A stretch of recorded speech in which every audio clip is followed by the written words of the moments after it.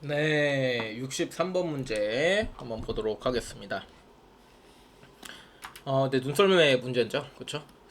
눈썰매가 등가속도 직선 운동을 해서 30m, 30m 갔고요. 그 다음에 여기는 평균 속력이 10m/s, 여기는 이제 15m/s다. 이렇게 나와 있어요.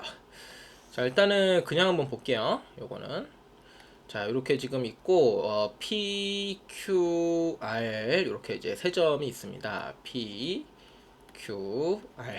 그 다음에 각각이 이제 30m다 라고 이제 알려줬습니다.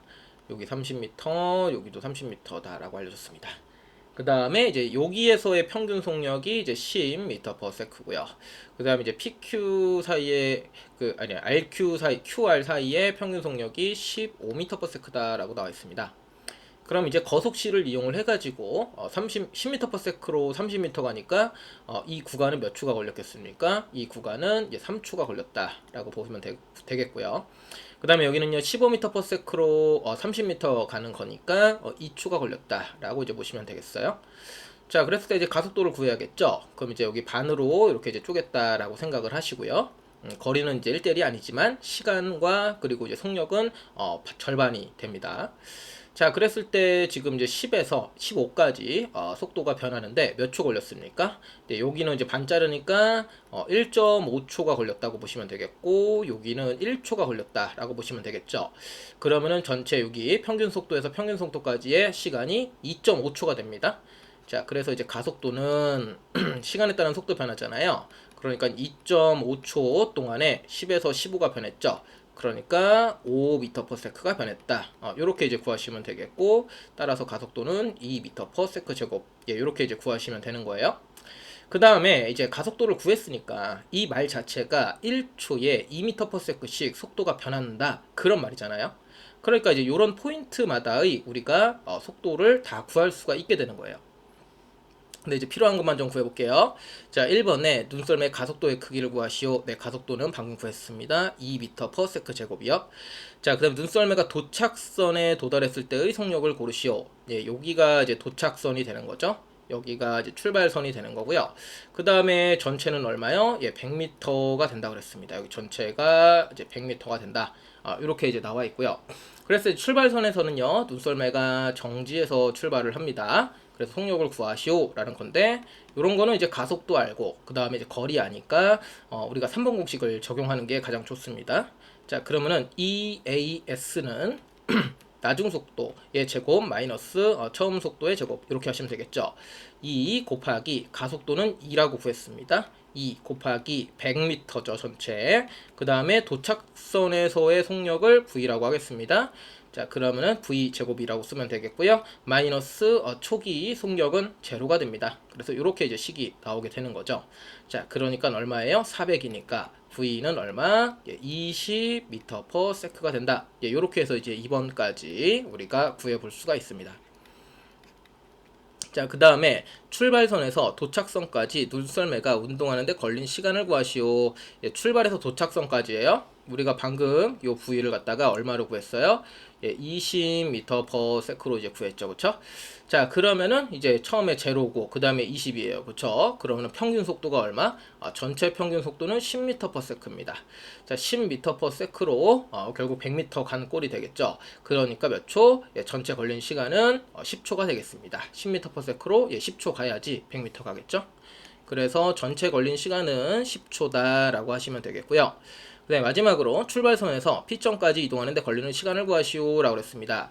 여기 있죠? 여기 구간에 이제 시간을 구하시오 라고 물어봤습니다. 자, 그럼 이제 요 포인트의 속력을 구하시면 되는 거예요. 요걸 이제 아까 처음에 말씀드리려고 했는데, 요거 물어보셨죠, 그쵸? 그런데 제가 이제 처음부터 좀 다 풀어드렸고, 자, 요거 집중해서 보시면은요, 지금 여기 P점에서의 속력을 구하라고 했는데, 지금 요 시간 간격은 몇 초예요? 여기도 이제 1.5초죠. 자, 1.5초입니다. 여기 구간이 3초 걸렸으니까 반반 자르면 1.5초입니다. 그래서 이제 평균 속력이 10m/s인데 여기에서 1초 전에 속력이 얼마냐? 그걸 찾아내면 되는 거고요. 가속도가 2m/s 제곱이죠. 그렇죠? 그러면은 이게 의미하는 것은 1초당 2m/s씩 속도가 변한다는 뜻이에요. 그러면은 1.5초당 얼마나 변할까요? 1초일 때 2예요. 그럼 1.5초당 2분의 3배 3m/s가 변하겠죠. 그러면 여기서의 속력은 얼마? 예, 7m/s. 이렇게 이제 우리가 구할 수가 있다라는 얘기입니다. 자, 이렇게까지 한번 구해봤고요. 그 다음에 이제 시간을 바로 구해보시면은 가속도가 2m/s 제곱이잖아요. 다시 요거는 1초에 2m/s씩 변한다라는 거예요.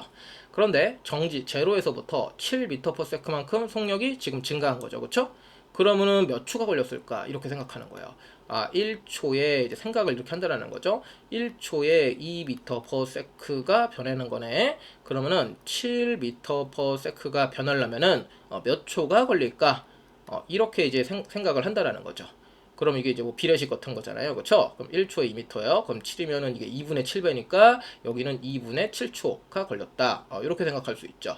그렇기 때문에 몇 초입니까? 이거는요. 3.5초다. 이런 식으로 이제 생각을 할 수가 있다라는 거죠. 그리고 여기는 또 이제 3.5초가 되기 때문에 평균 속력은 또 3.5가 되죠. 그럼 여기 또 거리도 구할 수가 있게 되는 거예요. 그래서 이제 가속도까지는 잘 구하셨는데요. 가속도 구하신 다음에 가속도는 여기 중간, 요 구간의 어떤 중간 속도다라고 생각하시면 돼요. 평균 속도가 중간 값이에요. 그러면은 뒤로, 앞으로, 그 초에 이게 뭐 1초가 될 수도 있고 2초가 될 수도 있고 뭐 1.5초가 나올 수도 있습니다. 그럼 이제 가속도라고 하는 말에 이제 근거를 들어가지고 1초당 이렇게 변하는 거니까 또 몇 초당, 1.5초당 얼마가 변했군. 뭐 그 전에는 그건 뭐 7, 또 몇 초에 몇 초 동안에 7m/s가 변했을까? 이런 식으로 이제 간단하게 생각을 하면은 우리가 이제 뭐 초 이런 거를 구할 수가 있겠습니다. 그래서 여기는 이제 3.5초가 된다. 이런 식으로 해주시면 되겠죠. 자, 이 정도까지 일단 해보고요. 그 다음에 그래프도 한번 그려볼까요? 예, 그래프도 한번 그려보겠습니다. 이게 이제 자주 나오는 유형이에요. 그래서 이거 좀 지우고 다시 한번 좀 해볼게요. 이제 숙달이 되면은 그냥 여기 그림상에서 이렇게 평균 속력 거속시로만 그냥 이렇게 푸는 게 사실은 제일 깔끔해요.